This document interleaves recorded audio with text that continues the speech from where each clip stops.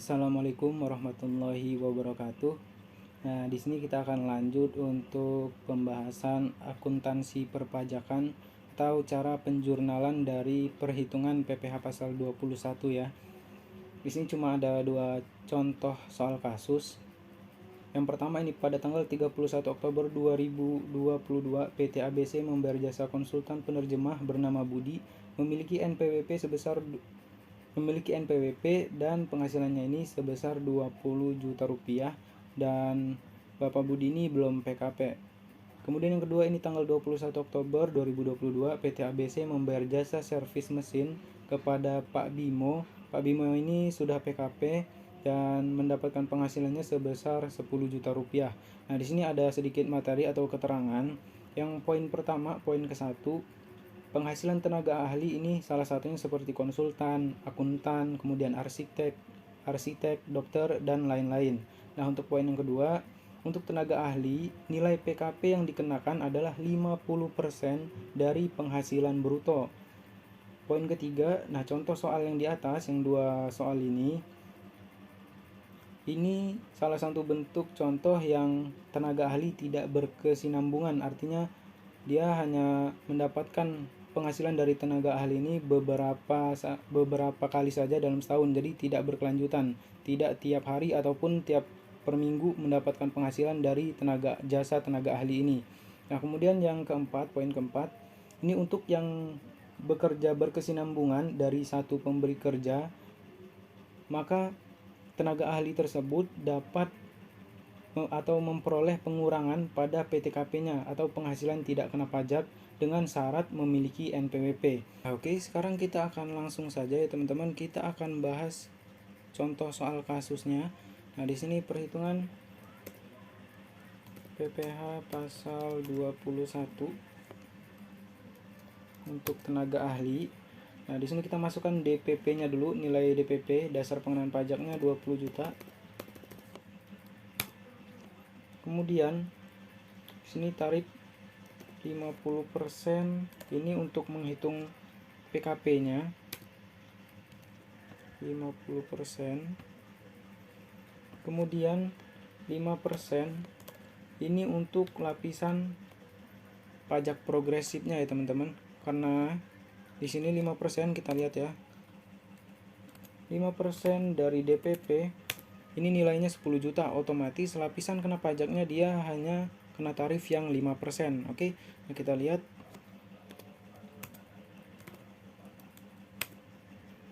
Jadi PPh pasal 21 ini kena sebesar 500.000 untuk PT ABC. Nah, kemudian jurnalnya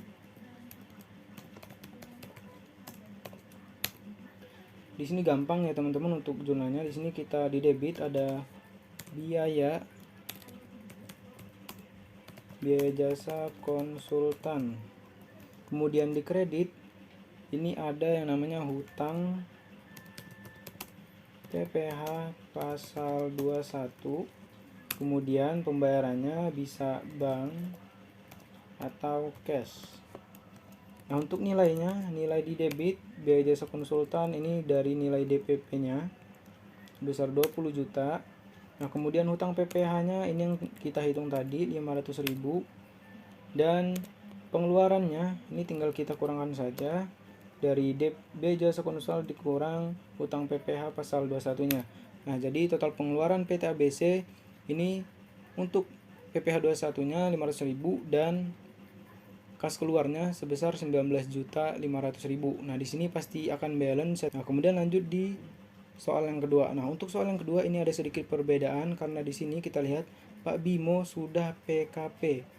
Yang artinya kalau bertransaksi dengan PKP itu akan ada tambahan PPN ya teman-teman ya, pajak pertambahan nilai. Nah, cara pengerjaannya juga hampir sama. Jadi kita hitung lagi PPh pasal 21.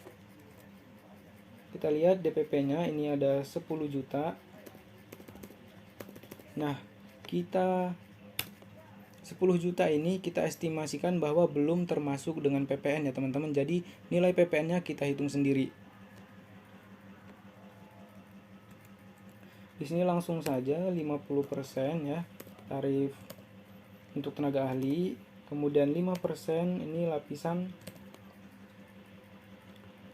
pajak progresifnya, karena kita lihat ya hanya 10 juta, jadi otomatis dan pasti tarif pajak progresifnya itu kena yang di 5%. Nah, setelah kita dapatkan ini adalah PPh pasal 21-nya, maka kita langsung aja jurnal lagi.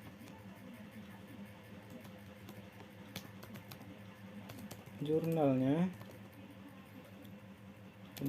dari PT ABC. Nah, karena ini Pak Bimo sudah PKP, otomatis dia juga akan melakukan pencatatan ya.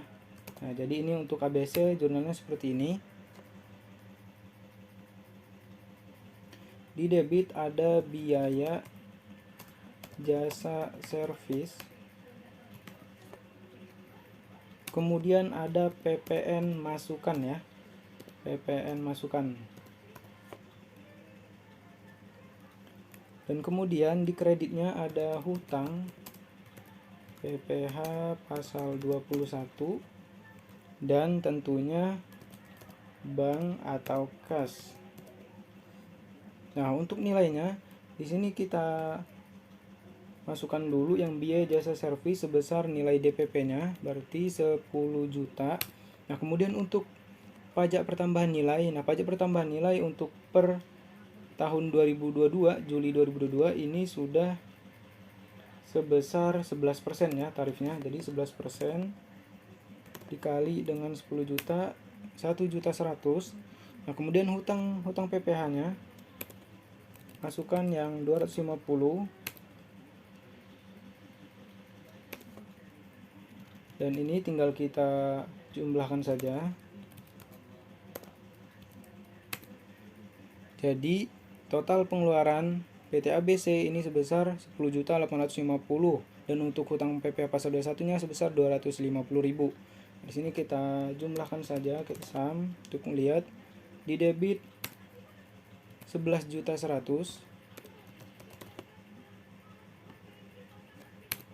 Nah, sama ya teman-teman, jadi balance juga, jadi bisa lanjut. Nah, di sini kita pencatatan untuk Bapak Bimo ya. Jurnal Bapak Bimo. Untuk jurnal Bapak Bimo tentunya di debit dia akan mencatat dengan akun bank atau cash.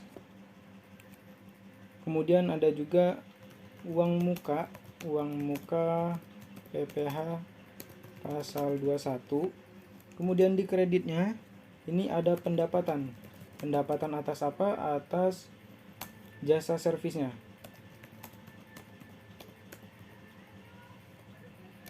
Servis. Dan yang terakhir ada PPN PK atau PPN pengeluaran ya. Nah, untuk nominalnya ini gampang, tinggal kita balik aja dari yang atas. Pendapatannya sebesar berapa? 10 juta ini ya, 10.500.000. Kemudian uang mukanya sebesar PPh pasal 21-nya. Pendapatannya ini dari nilai DPP, jadi sama aja kita masukin. Dan PPN keluaran juga sama, 1.100.000. Kita lihat, kita jumlahkan antara debit dan kredit, ini pasti akan sama.